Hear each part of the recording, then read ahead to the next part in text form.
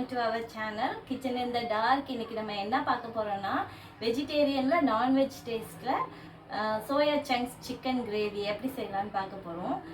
என்னோட ஃப்ரெண்ட் ஒருத்தவங்க கால் பண்ணி கேட்டாங்க, உன்னோட கிச்சன் ரொம்ப நீட்டாக ஆர்கனைஸ்டாக இருக்குது அப்படின்னு.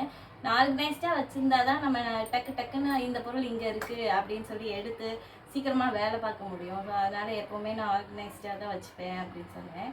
ஸோ ரொம்ப தேங்க்ஸ் அவங்களோட அப்ரிஷியேஷனுக்கு. வாங்க வீடியோக்குள்ளே போகலாம்.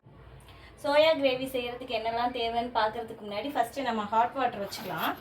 எப்போ போல் அடுப்பு ஆன் பண்ணியாச்சு. இதில் வந்து ஒரு 1.5 லிட்டர் தண்ணி வச்சு அதில் கொஞ்சமாக ஒரு 1/4 ஸ்பூன் உப்பு போட்டு வச்சுருக்கேன், கலந்து வச்சுருக்கேன். அதை வந்து நான் வச்சுட்டு ப்ளேஸ் பண்ணிட்டேன். அடுத்து என்னெல்லாம் தேவைன்னு பார்க்கலாமா?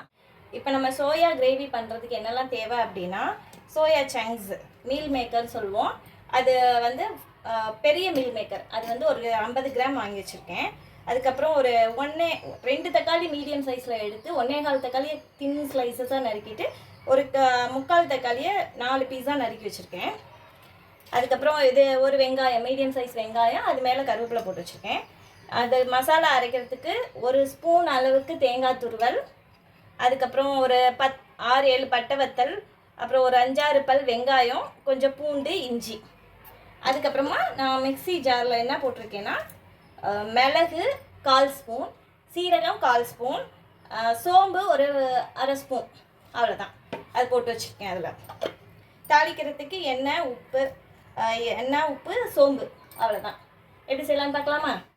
ஸோ தண்ணி சூடாயிடுச்சு. நான் அதில் வந்துட்டு சோயா சங்க்ஸ் அதை பால்ஸ் எல்லாம் போட்டுடுறேன்.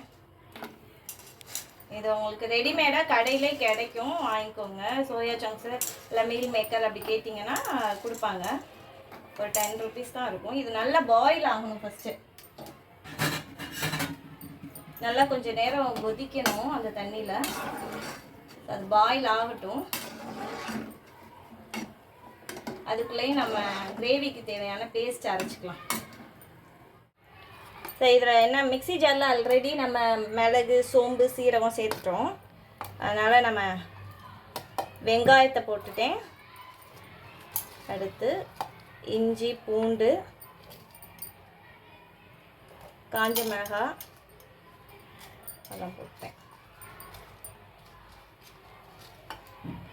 ஸோ தேங்காய் துருவல் கொஞ்சம் போட்டேன். தேங்காய் துருவல் எதுக்குன்னா, நம்ம அந்த மிளகு சீரகம்லாம் அரைப்படாதுல்ல, அதனால தான் நம்ம தேங்காய் துருவல், கொஞ்சம் வெங்காயம் அதெல்லாம் அதில் சேர்த்துக்கிறோம். ஸோ அதுக்கப்புறம் இந்த 3/4 தக்காளி இருக்குல்ல, அதையும் போட்டேன். ஸோ பேஸ்ட் அரைச்சிட்டு வந்துடலாம். சரி, நல்லா அரைச்சிட்டேன். ரொம்ப ஃபைன் பேஸ்ட்டாகவும் இல்லை, ரொம்ப கோர்ஸ் பேஸ்ட்டாகவும் இல்லை, மீடியமாக ஒரு பதத்தில் இருக்குது. கொஞ்சம் கொரப்பாக இருக்குது. சரியா? இதை நான் மீல் மேக்கர் நல்லா கொதிச்சு நல்லா வாசம் வந்துடுச்சு. மீல் மேக்கர் நல்லா கொதிச்சு வாசம் வருது. சரி, கரண்டி விடும்போதே தெரியும் உங்களுக்கு அது எவ்வளோ சாஃப்டாக இருக்குன்னு. அதனால தான் நம்ம அதை வேக வைக்கிறோம். அப்படி உப்பு எதுக்காண்டி போடுறோன்னா, கொஞ்சம் உப்பு அதில் ஏறும், ப்ளஸ் கிண்டு இருந்தால் போயிடும். சரி, நான் இந்த ஃபில்ட்ரு பண்ணிட்டு வந்துடுறேன். இந்த கீரை வடிகட்டுவோம்ல, அதில் ஃபில்டர் பண்ணிட்டு வந்துட்டு எப்படி பண்ணலான்னு பார்க்கலாம். மீல் மேக்கர் நல்லா ஃபில்ட்ரு பண்ணி நல்லா புளிஞ்சு எடுத்துகிட்டு வந்துட்டேன். இது எப்படி புளிஞ்சேன்னா, இந்த ஃபில்டரில் அப்படியே கொட்டிட்டு திருப்பி ரன்னிங் வாட்டரில் நல்லா காமிச்சிட்டு அந்த ஹீட்டெல்லாம் ரெடியூஸ் ஆனதுக்கப்புறமா நல்லா கையில் வச்சு புளிஞ்சு எடுத்துட்டேன். ஸோ எப்படி தாளிக்கலான்னு பார்க்கலாம். அது தொடும்போதே நல்லா சாஃப்டாக இருக்கும், நல்லா வெந்திருக்கும். அடுப்பை பற்ற வச்சு பாத்திரத்தை ப்ளேஸ் பண்ணியாச்சு. ஃபுல் ஃப்ளேம் வச்சுட்டேன்.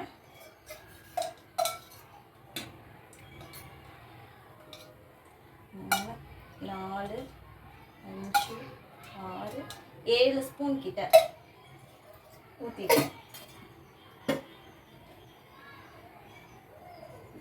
எண்ணெய் ஹீட் ஆயிடுச்சு. ஸோ 4-5 சோம்பு, ஒரு 10-15 சோம்பு இருக்க மாதிரி எண்ணெயே கூட போட்டுக்கோங்க. அவ்வளோதான். அதுவே நல்லா ஃப்ளேவர் கொடுக்கும். ஸோ கல்பாசி வந்து ஒரு சின்ன இலை, அது கசகசன்னு இருக்கும் பார்த்தீங்களா, அதில் கொஞ்சம் ஒரு சின்ன துண்டு போதும்.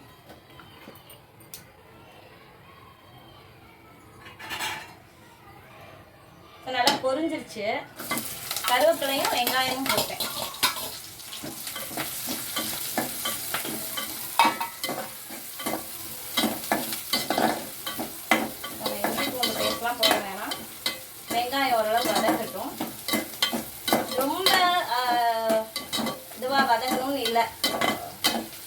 ப்ரௌனிஷாக வதங்கணும்னு இல்லை, அது பிங்கிஷாக ஒரு மாதிரி டிரான்ஸ்பரண்ட் ஆனாவே போதும்.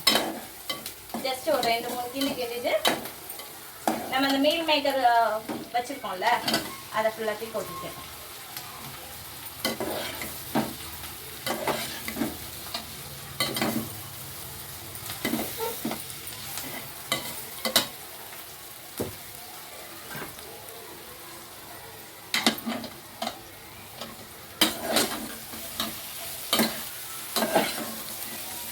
இதை 2 ஊற்றிட்டேன்.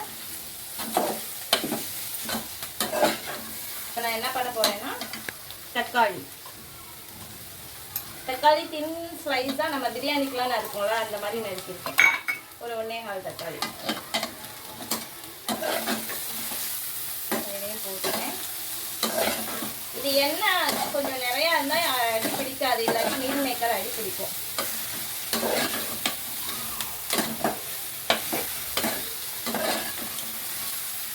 சிம் பண்ணிடுறேன்.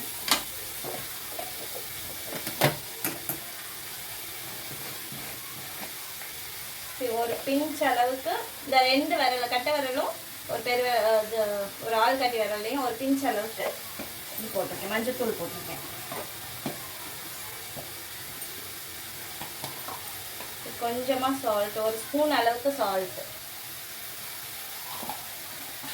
ஏற்கனவே நம்ம மீல் மேக்கரில் கொஞ்சமாக 1/4 ஸ்பூன் அளவுக்கு சால்ட் போட்டிருக்கோம், அதனால சால்ட் பார்த்துட்டு போடலாம்.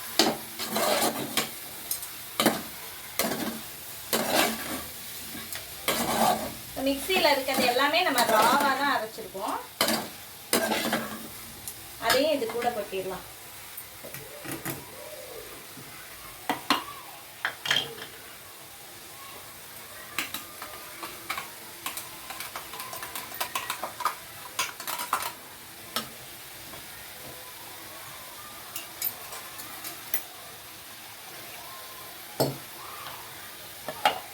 நிறைய தண்ணி சேர்க்க வேணாம், ஏன்னா மீல் மேக்கர்லேயே கொஞ்சம் நம்ம நல்லா வேக வச்சனால தண்ணி இருக்கும்.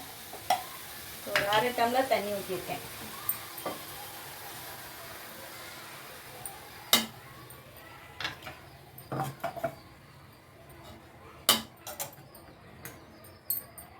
ஜஸ்ட்டு சும்மா வீட்டில் செஞ்சு பார்த்தேன், நல்லா இருந்துச்சு, ஜூஸியாக எண்ணெயாக இருந்துச்சு, அதனால் உங்களுக்கும் செஞ்சு காட்டிட்டேன். ஸோ இது கொஞ்சம் நேரம் வேகட்டும். வெந்ததுக்கு அப்புறமா என்ன பண்ணலாம், ஒரு 2 மினிட்ஸ் வேகட்டும். ஸோ இதை கொஞ்சம் நேரம் மூடி வச்சிடலாம், பாயில் ஆகட்டும். பாயில் ஆனவுடனே என்ன பண்ணலான்னு பார்க்கலாம். மீடியம் ஃப்ளேமில் தான் வச்சுருக்கேன், ஃபுல்லாலாம் வைக்கல. நல்லா பாயில் ஆயிடுச்சு. எண்ணெயெல்லாம் தெரிய ஆரம்பிக்குதுன்னு நினைக்கிறேன்.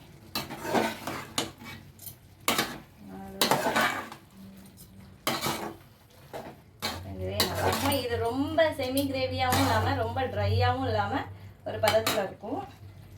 இதில் லைட்டாக கரம் மசாலா நம்ம தூவிக்கலாம்.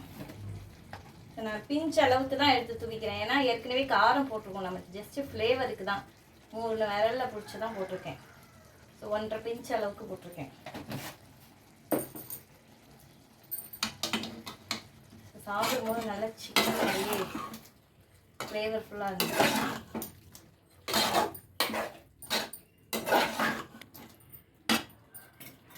கொத்தமல்லி தூவியாச்சு.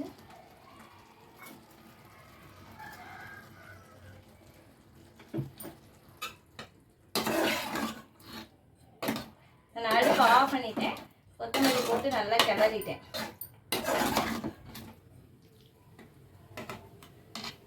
எப்படி இருக்குன்னு டேஸ்ட் பண்ணி சொல்றேன்.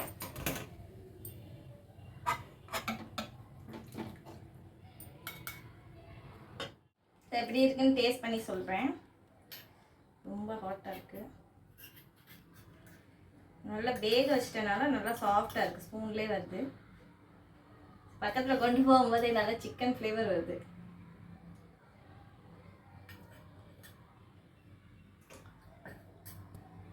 நல்லா டேஸ்டியாக இருக்குது. எல்லா விதமான வெரைட்டி ரைஸஸோடையும் ஒத்து போகும். இது சப்பாத்தி கூடவும் கொடுக்கலாம், இட்லி தோசைக்கும் நீங்கள் தொட்டுக்கலாம். இது வந்து உள்ள ஸ்டஃப்டு மாதிரி வச்சு கொடுக்கலாம், நல்லாயிருக்கும். ஸோ இதே மாதிரி நீங்களும் செஞ்சு பாருங்கள், நிறையா ப்ராக்டிஸ் பண்ணுங்கள். உங்களுக்கு நிறைய வீடியோஸ் பிடிச்சிருக்குல்ல, அதெல்லாம் நீங்கள் பார்த்துட்டு ஜஸ்ட் விட்டுறீங்க. ப்ளீஸ் சப்ஸ்கிரைப் பண்ணுங்கள், ஷேர் பண்ணுங்கள், கமெண்ட்ஸ் கொடுங்க, சஜஷன்ஸ் கொடுங்க. ஸோ நெக்ஸ்ட் வீடியோவில் பார்க்கலாம். Tata, bye bye.